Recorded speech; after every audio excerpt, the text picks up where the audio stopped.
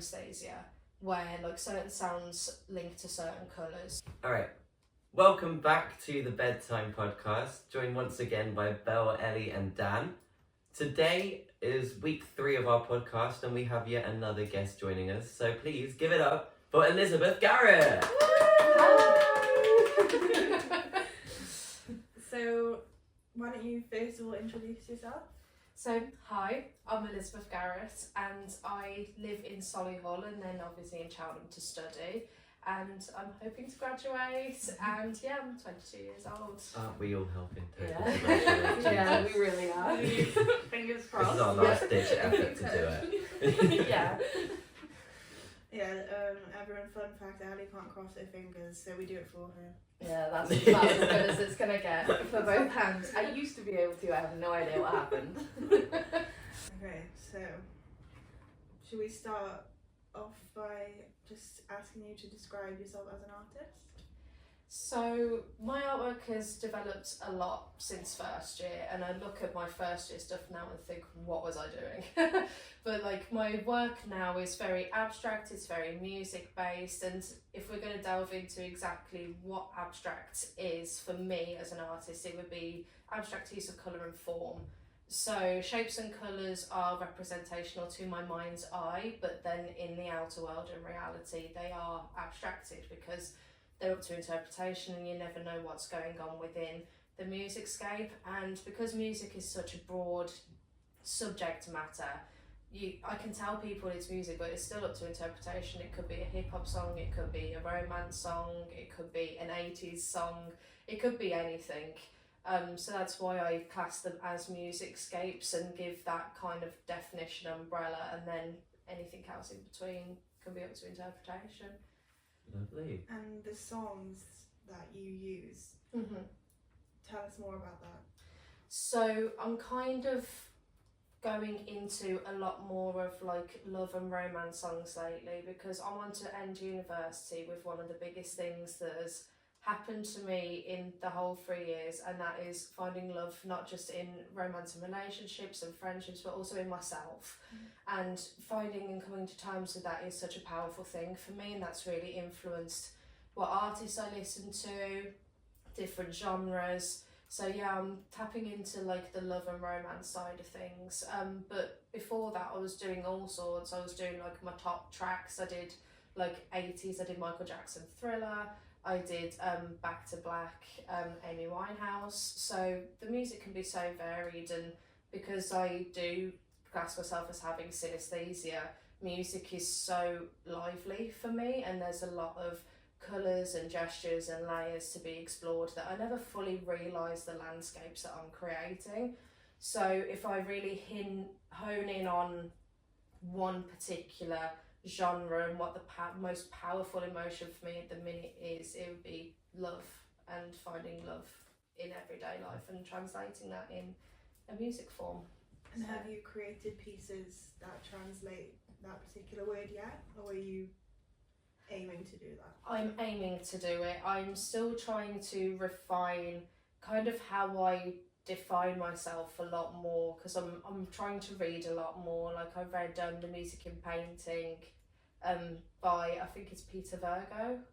So I've been reading a lot more lately to kind of contextualise my work a lot more, as to not kind of mumble on my words as much. I'm kind of like underpin my practice in a contemporary way, without kind of fumbling and stuff. So I'm doing a lot more reading and taking a lot more influence from things before I start to, because I know what music I like the main song that kind of encapsulates my relationship is a song by Two Door Cinema Club, Invincible. So I know that that's going to be the first song that I kind of create and illustrate and draw, because it is a drawing practice. Like something I talk about a lot is that yes, I use a lot of painting, but it's drawing, it's gestural, it's impulsive. So then when I paint and draw that, it's then going to become animated and lively through light. So I kind of know my step-by-step process, it's just putting it into physical form at the minute. I'm hoping to get the reading and stuff done as soon as possible. So You said about, like, obviously you mentioned the Two Door Cinema Club and a few other artists. When you create pieces with the influence of these songs, do the song titles tend to become your works titles? And so does that have a bit of an overlap, or do they have completely different titles? I'm trying to step away from that because I did do that in my dissertation module, and I feel like it kind of contextualises it a bit too much. Like one of the artworks I did was based on a lyric from the song, so I did I Think She's Pretty, which is a line from the Billie Eilish song Skinny. So if people are familiar with her work, they're going to figure that out straight away. Whereas if I do like Untitled Song number 17 or just something random, I think it leaves it a lot more up to interpretation. So, sorry to interrupt. It's okay. I was just going to ask, so would you rather it, people take what they want from the piece rather than see your personal...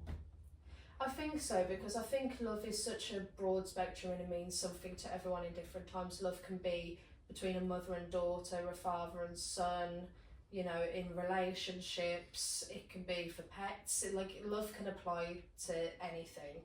So if I could maybe call it Song of Romance and then the number, like some artists name them based by numbers. I'm trying to figure out how to title them, but I think titling them after the song itself is a bit too on the nose. So I'm trying to diverge away from that. It's all about the cat flap, innit? Yeah. So like your work leaves and then it's not yours anymore. I've got to let it fly. Yeah. I've got to let it do what it needs So to do. it makes sense that you like try to disconnect that a little bit because I think it's a good idea.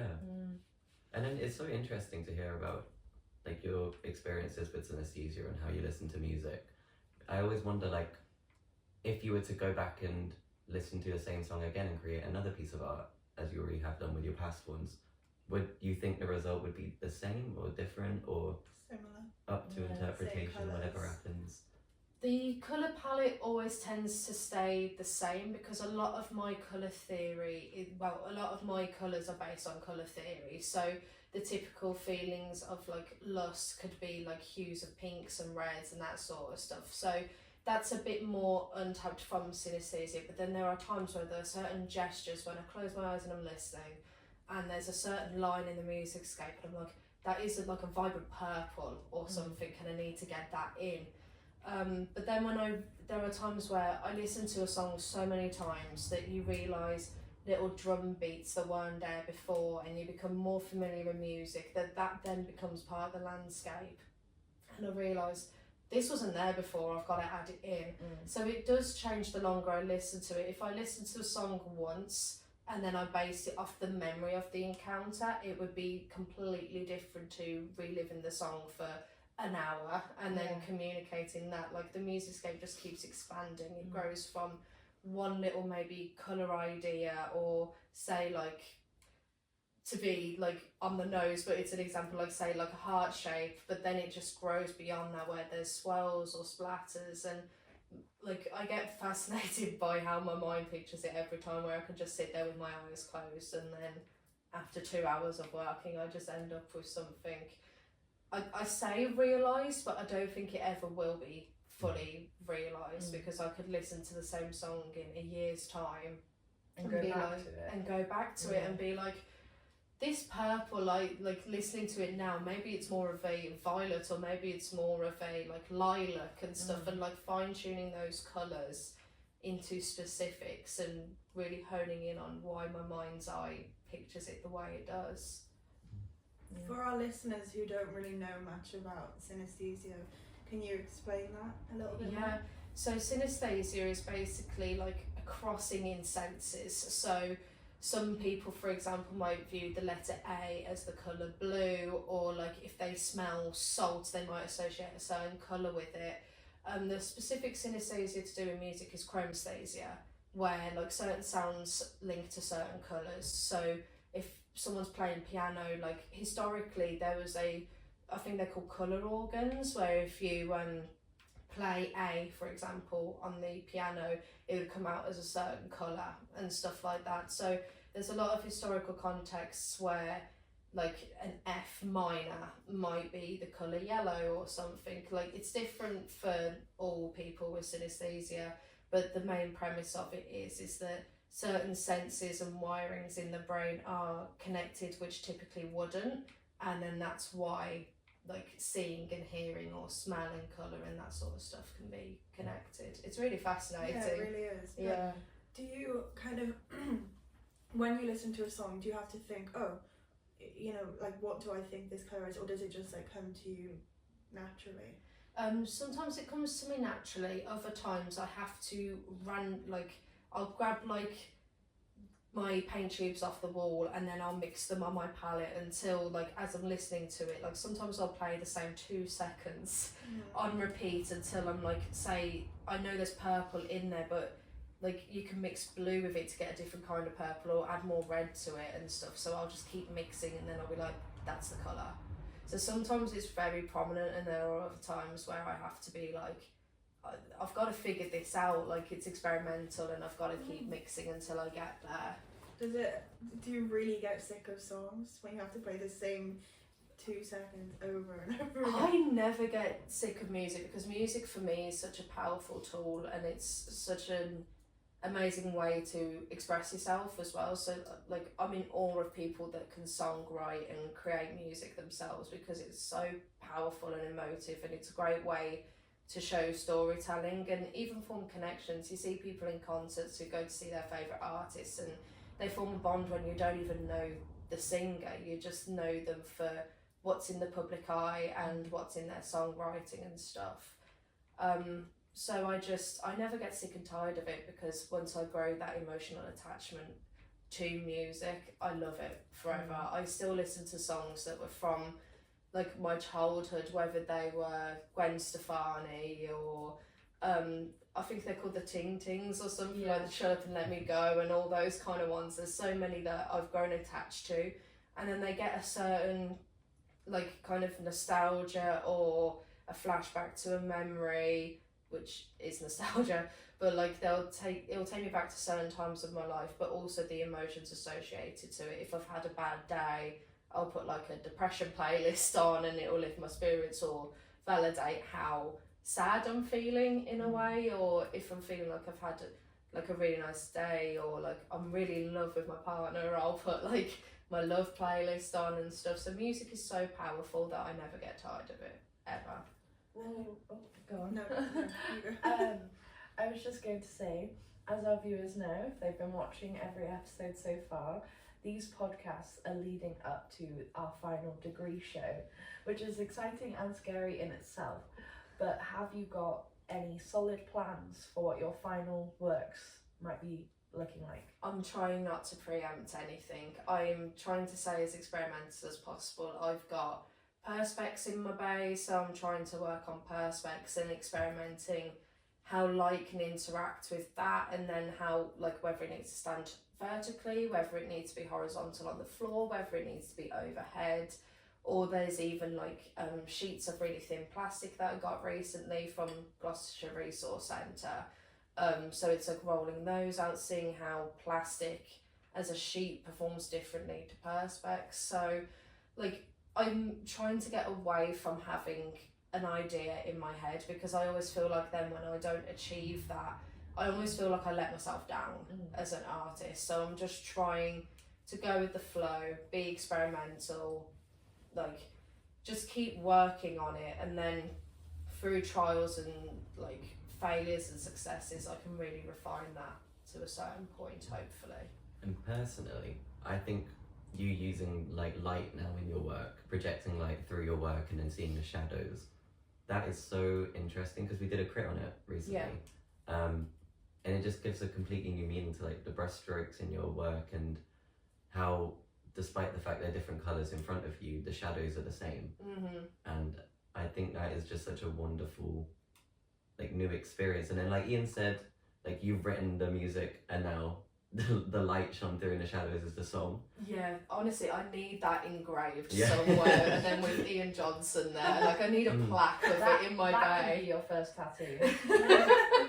Like I just need that somewhere to keep looking at it and be like, yeah, that's the line. But yeah, like thinking of light, it was so interesting how the colour kind of became separated from it as well, and so many people were fascinated by the shadows themselves. So I'm trying to figure out how I could have both the colour work, because colour is so powerful.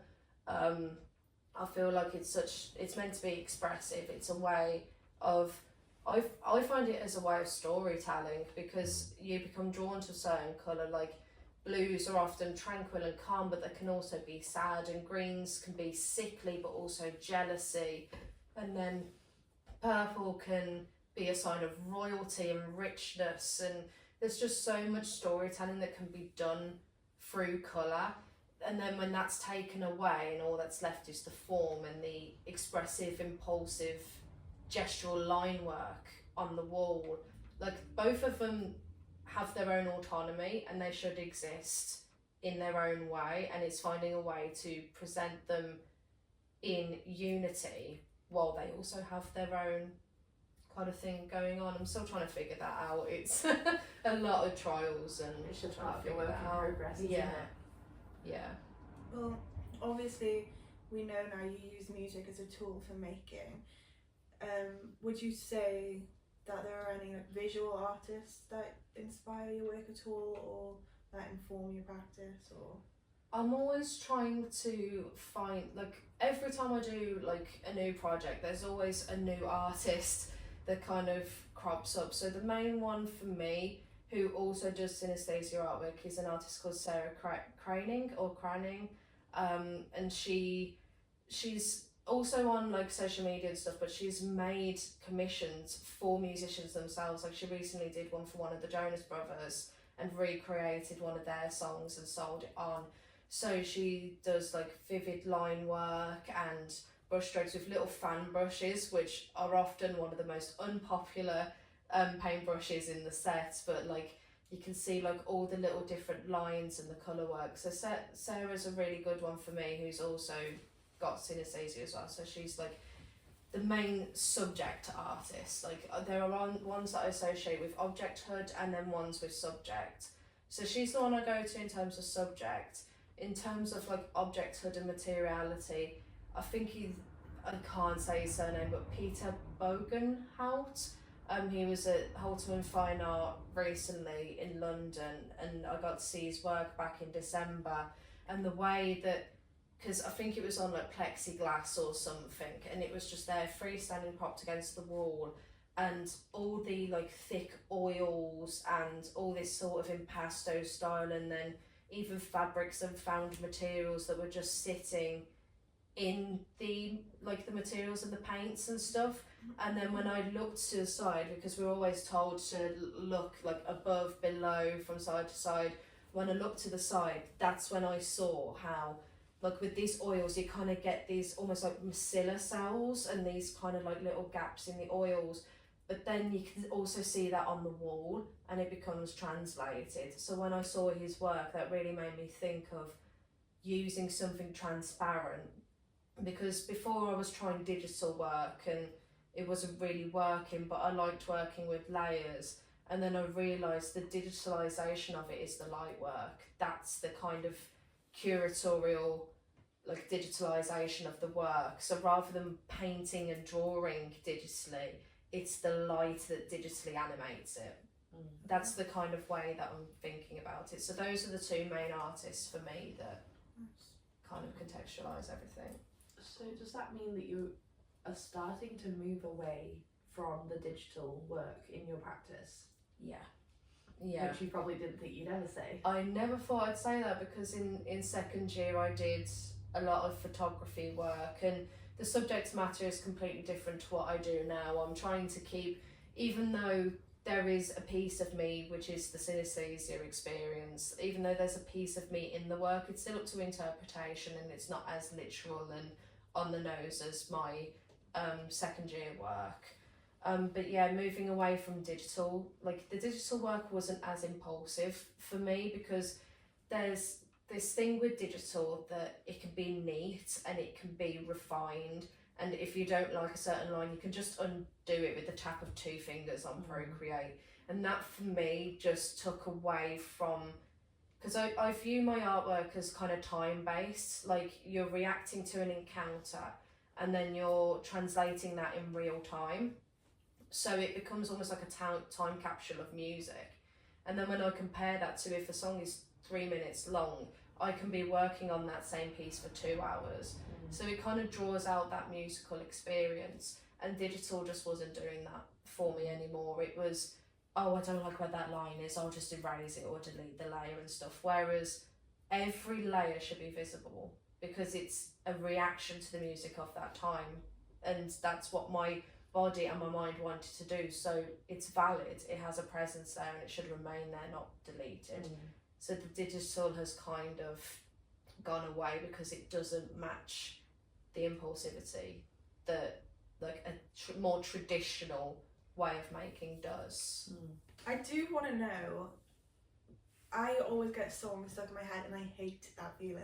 I hate it so much, it drives me insane. I don't want the same song stuck in my head all the time, and it's usually one like I don't even really like.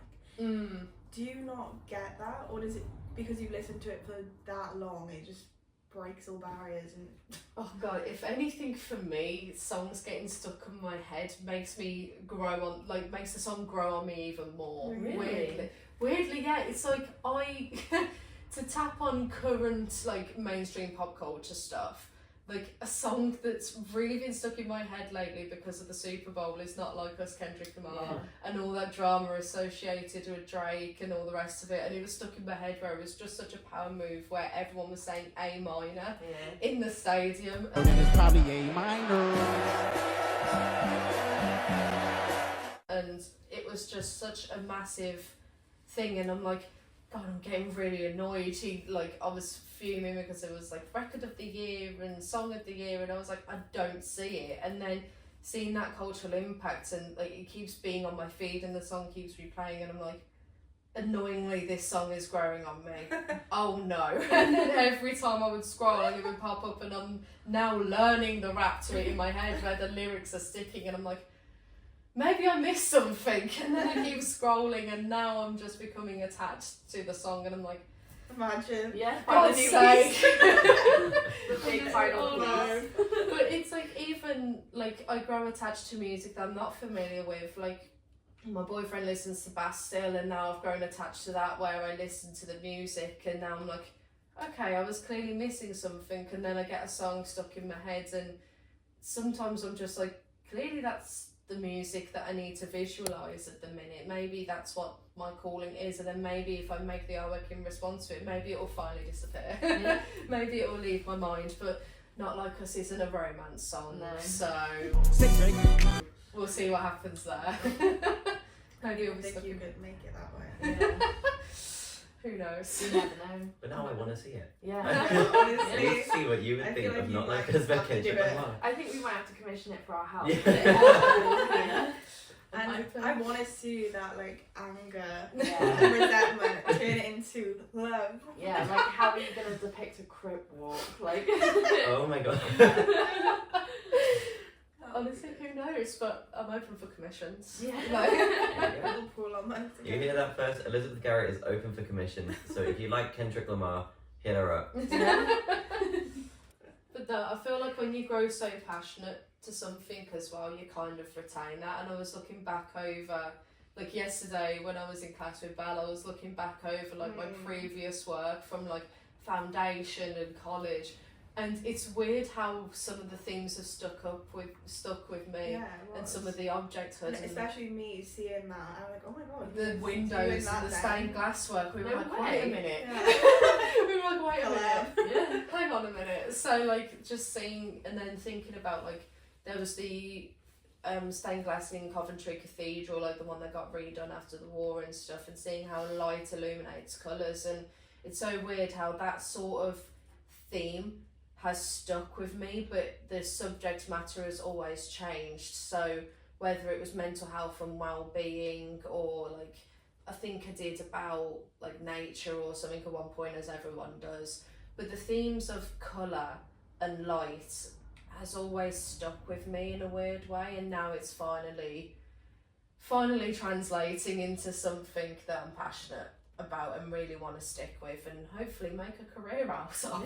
I Hopefully. don't see why not. Yeah, hopefully. I guess one final question for you then. after the exhibition, after we all graduate, hopefully, like we said at the beginning, where do you want to take your art? Where would it lead you?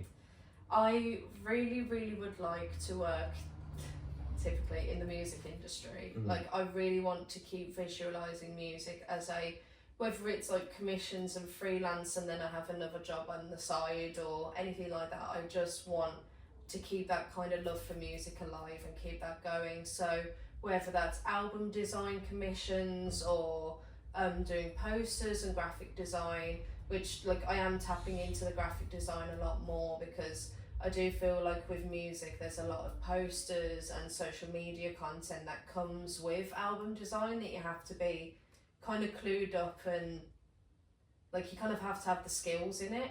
So I'm trying to work on my graphic design skills, and I'm all self-taught. I've never had any sort of graphic design experience. So I'm kind of growing that portfolio a bit, and I'm doing that for a lot of the exhibition as well. I'm working on podcast logo and like trying to really tap into. Oh yeah. People won't realise our logo for this podcast was designed by Elizabeth. So I'm just trying to tap into those skills a bit more. So I try to keep the kind of music design multifaceted and multimedia. Like that's kind of what I'm trying to do. But yeah, that's my hope for when I leave, is trying to find my way as a like visual music designer. That would be the ultimate dream for That would be me. really cool. Fingers crossed. Well, we hope to see work from you in the Yeah. future. And if it ever leads you on tour, don't forget about Oh us. yeah, don't Never. forget about us. You're getting like free tickets. Oh yeah, I didn't get a tattoo of you as Yeah. a friend. Plus For no 1, reason. 2 and 3. Like we're a group, so gotta happen. Well, I suppose that is the end of the podcast. Yeah. Thank you. Amazing. Elizabeth. Thank you very so much for Thank you. answering our questions so beautifully. Yeah. Thank you for having me. Yeah. You've always had such a way with words, though. I try. Yeah. Yeah, I don't know how you do it actually. I struggle to come up with one sentence. Yeah. I think once I just know what I want to say, it just flows You have naturally. this gift of the gab, as my mum would say. Give to the gab, exactly. There we go. And I guess to wrap things up, that has been a third episode of the Bedtime Podcast. Thank you for tuning in once again. Thank you, Elizabeth, one more time for coming in and speaking so eloquently about your work. I can't Thank wait you. to see what you bring to the exhibit. Other than that, that's it from us. It's bedtime.